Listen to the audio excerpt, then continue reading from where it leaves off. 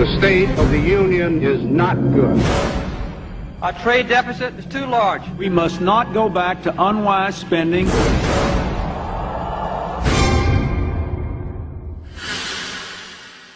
This is America.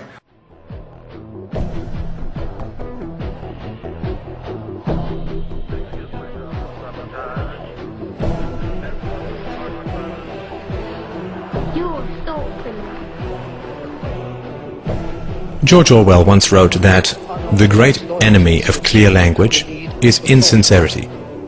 When there is a gap between one's real and one's declared aims, one turns, as it were, instinctively to long words and exhausted idioms, like a cuttlefish spurting out ink.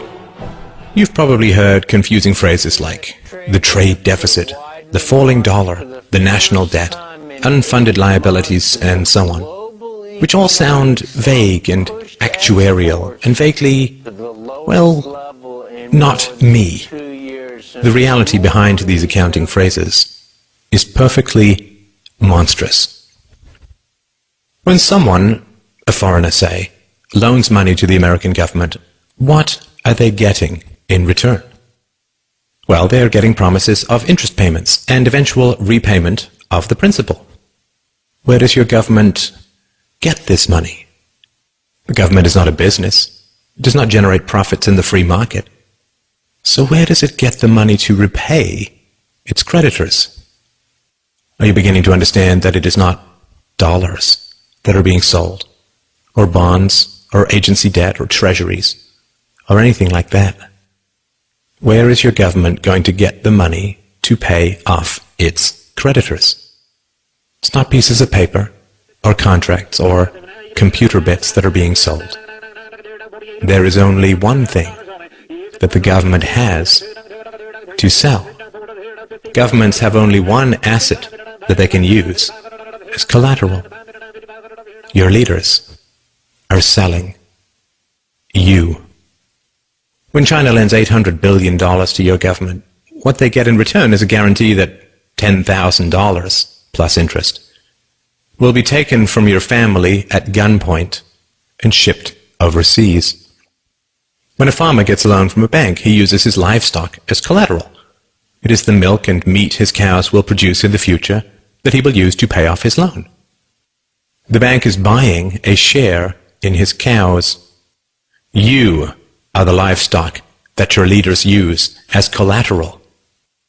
The leaders that you cheer for and throw parades for and drop balloons behind and donate money to are selling you to Chinese rulers, to the Japanese, to the Nigerians, to South American drug lords with accounts in the Caribbean banking centers, to Russia, to Korea, to Egypt, to Colombia, to Chile, to the Philippines, to Malaysia, and anyone else who is willing to give them a few dollars in return for the blood, sweat, and toil of your future. The flag that you praise and the anthems that you sing and the rulers that you weep and kneel before have as much loyalty to you as a plantation owner had to his slaves.